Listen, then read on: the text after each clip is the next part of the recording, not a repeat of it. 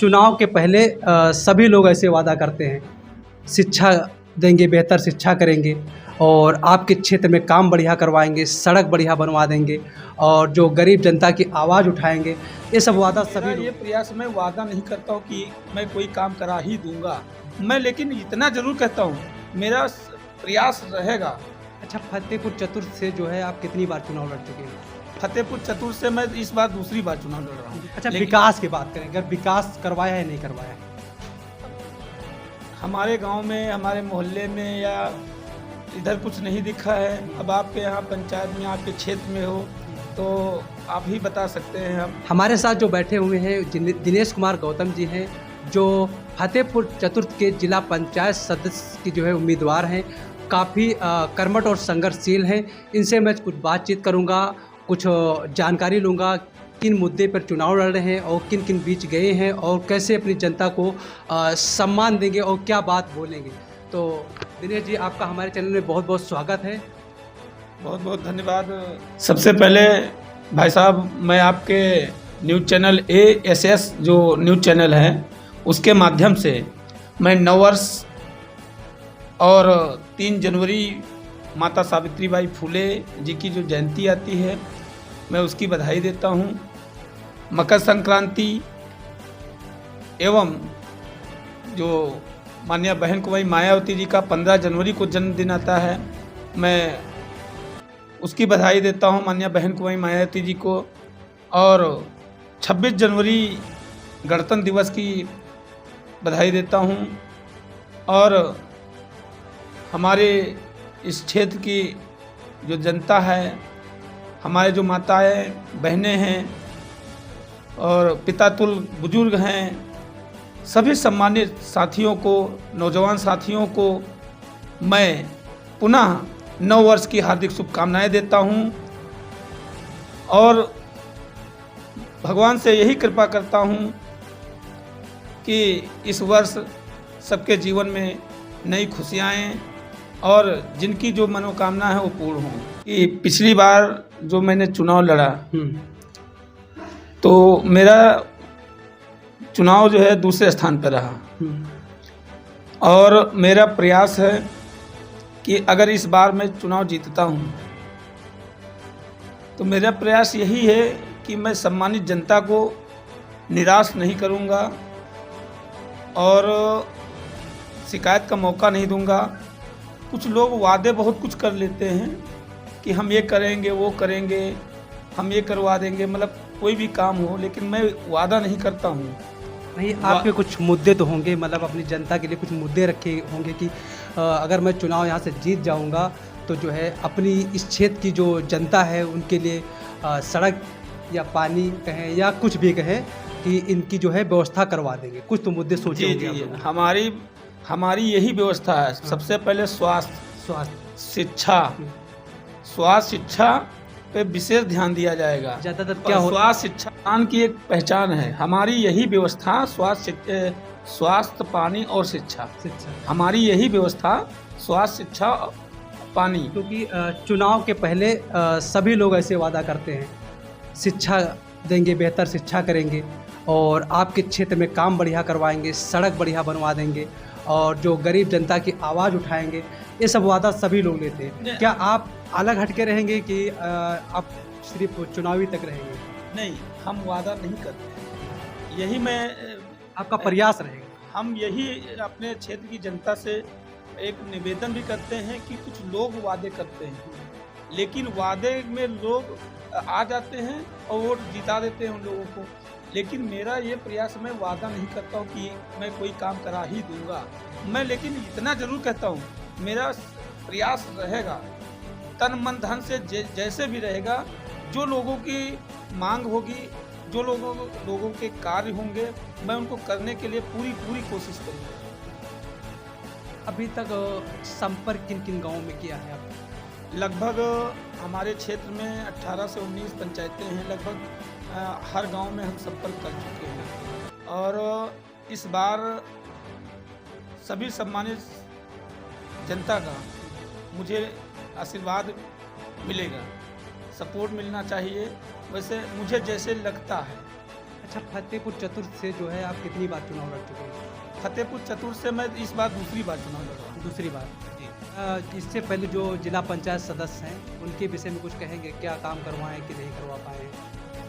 अब इसके बारे में तो मैं ज़्यादा कुछ नहीं कहूँगा, क्योंकि लोगों के अपने अपने विचार हैं। क्या क्षेत्र में काम किए हैं, क्या नहीं किए हैं, इसका जवाब तो मैं कुछ नहीं कह पाऊँगा, लेकिन इसका जवाब जनता देगी।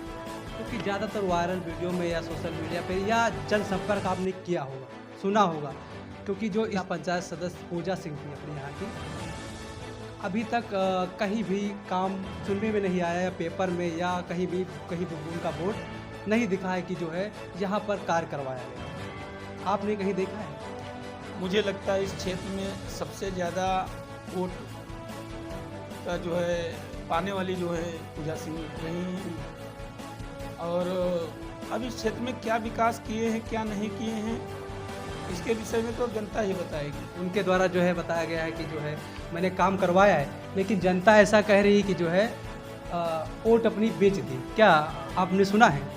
अब इसके विषय में हम नहीं कुछ कह सकते हैं, कौन वोट बेच दिया है, कौन नहीं बेच दिया है। अच्छा, विकास की बात करें, अगर विकास करवाया है नहीं करवाया?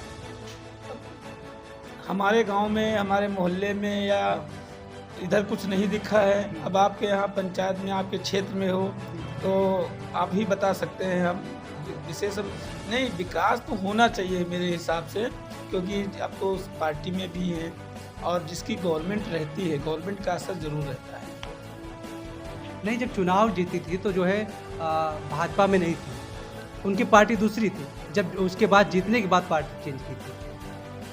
देखिए, ये उनका पर्सनल मुद्दा है, उसके विषय में हम कुछ नहीं कह सकते, क्योंकि क्या करती हैं क्या नहीं करती हैं। अब हम अपने विषय में बताना चाहते हैं कि हम जो हो सकेगा कोशिश प्रयास यही करेंगे कि जो भी क्षेत्र के कार्य होंगे उनको करने के लिए पूरी कोशिश करेंगे। जनता ने भरोसा कैसा दिलाया आपको, कैसा लग रहा है? हमें तो उम्मीद दिख रही है। हमारे लिए हमारे क्षेत्र की ही जनता पूजनीय है, सम्मानित है और केवल विश्वासी दृढ़ संकल्प है। और कुछ सरकार के विषय में कहना चाहेंगे? अभी सरकार के विषय में हम क्या कहेंगे, कैसी चल रही सरकार, कैसी है? अब जैसी चल रही है इसके विषय में तो जनता सब देख ही रही है और इसके विषय में हम ज़्यादा को नहीं कहेंगे। लेकिन आपकी पार्टी कौन से रहेगी? जब हमारी गवर्नमेंट थी, हम बीएसपी से हैं और बीएसपी में पहले लखनऊ हम जिला संयोजक रहे, उसके बाद बाराबंकी में जिला सचिव के पद पे रहे और पार्टी से हमको टिकट भी मिला। लेकिन 2000 से 7 तक जो गवर्नमेंट चली, माननीय बहन जी की जो गवर्नमेंट रही, उसमें आपने देखे होंगे कोई ऐसी गली नहीं होगी जहां रोडें न बनी हो, कोई ऐसी योजना नहीं हो जो जनता तक पहुंची ना हो। और शासन प्रशासन उनका बहुत अच्छा रहा, गरीब से गरीब तक, अमीर से अमीर तक सबकी सुनवाई होती थी।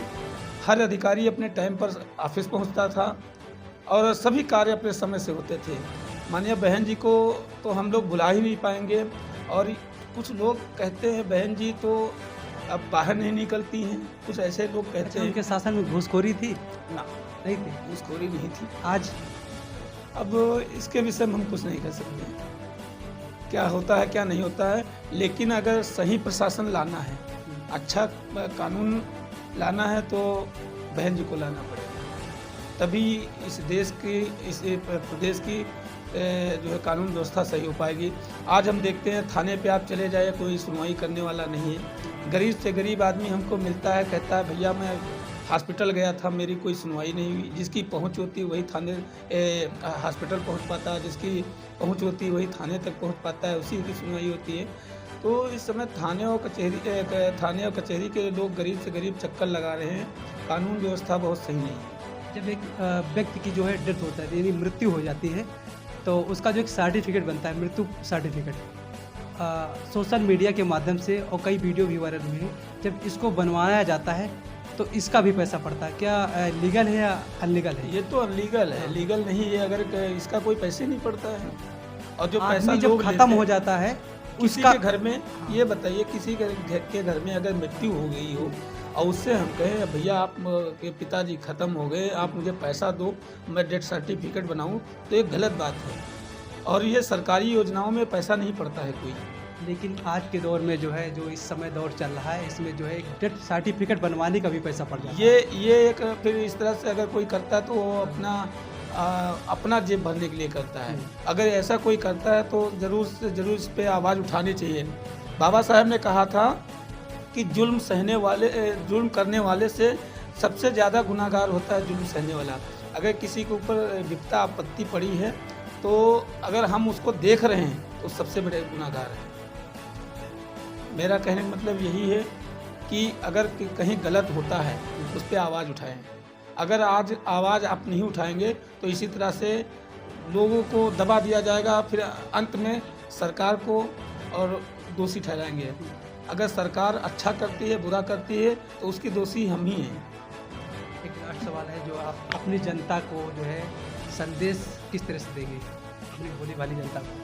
हम अपनी प्यारी जनता को आपके चैनल के माध्यम से इतना कहना चाहते हैं कि जो भी इस क्षेत्र के विकास के लिए जो हमको अगर समय मिला, सेवा करने का समय मिला, तो हम एक यही प्रयास करेंगे कि उन जो योजनाएं होती हैं तो हम पूरी यही कोशिश करेंगे कि अपनी जो है देवी तुल्य जनता को उन जो योजनाएं आती हैं उन तक पहुंचाने की पूरी कोशिश करेंगे। ये हमारे साथ जो है दिनेश कुमार गौतम जी थे, जो फतेहपुर चतुर्थ से जिला पंचायत प्रत्याशी के उम्मीदवार हैं और अब जनता के बीच जा रहे हैं, जनसंपर्क कर रहे हैं, लोगों से मिल रहे हैं।